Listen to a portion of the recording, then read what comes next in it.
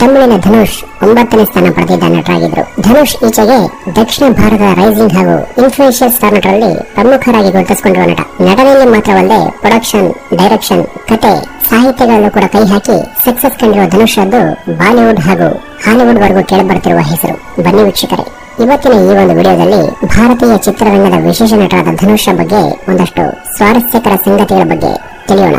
1983ರ July 28ರಂದು ಕಸ್ತೂರಿ ರಾಜ ಹಾಗೂ ವಿಜಯಲಕ್ಷ್ಮಿ ಎಂಬ ದಂಪತಿಯ ಮಗನಾಗಿ ತಮಿಳುನಾಡಿನ ತೇನಿ ಎಂಬ ಜಿಲ್ಲೆಯಲ್ಲಿ ಧನುಷ್ ಜನಿಸ್ತಾರೆ. ಧನುಷ್ ಮೂಲ ಹೆಸರು ವೆಂಕಟೇಶ್ ಪ್ರಭು ಕಸ್ತೂರಿ ರಾಜ ಎಂದು. ತಮ್ಮ ಕುಟುಂಬದಲ್ಲಿ ಕಿರಿಯವರಾದ ಧನುಷ್ಗೆ ಇಬ್ರು ಅಕ್ಕಂದಿರು ಹಾಗೂ ಒಬ್ಬ ಹಿರಿ ಸೋದರ ಇದ್ದ.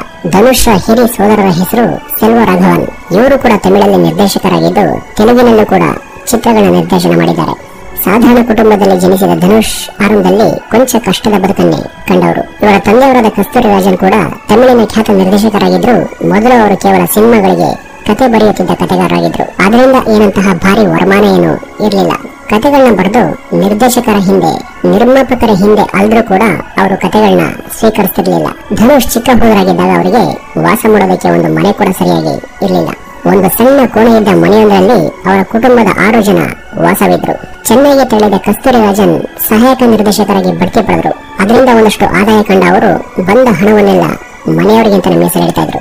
ಧನುಶ್ರಿಗೆ ಆಗ ಸುಮಾರು 7 ವರ್ಷ ವಯಸ್ಸು. ಸಹಾಯಕ ನಿರ್ದೇಶಕರಾಗಿದ್ದ ಅವ್ರ ತಂದೆಗೆ ಪೂರ್ಣ ಪ್ರಮಾಣದ ನಿರ್ದೇಶಕರಾಗುವ ಸಂದರ್ಭ ಒದಗಿ ಬರುತ್ತೆ. ಕೂಡಲೇ ಕುಟುಂಬವನ್ನ ತೇನಿಯಿಂದ ಚೆನ್ನೈಗೆ ಸ್ಥಳಾಂತರಗೊಳಿಸಿ ತಮ್ಮ 4 ಮಕ್ಕಳನ್ನು ಕೂಡ ಒಂದು ಒಳ್ಳೆಯ ಶಾಲೆಗೆ ಸೇರಿಸ್ತಾರೆ. ಮಕ್ಕಳು ಚೆನ್ನಾಗಿ ಓದಿ ವಿದ್ಯಾವಂತರಾಗಿ ಮೇಲ್ ಬರಲಿ ಅನ್ನೋದು ಎಲ್ಲರಂತೆ ಕಸ್ತೂರಿ ರಾಜೇಂದ್ರ ಅವರ ಆಸೆ ಕೂಡ ಆಗಿತ್ತು.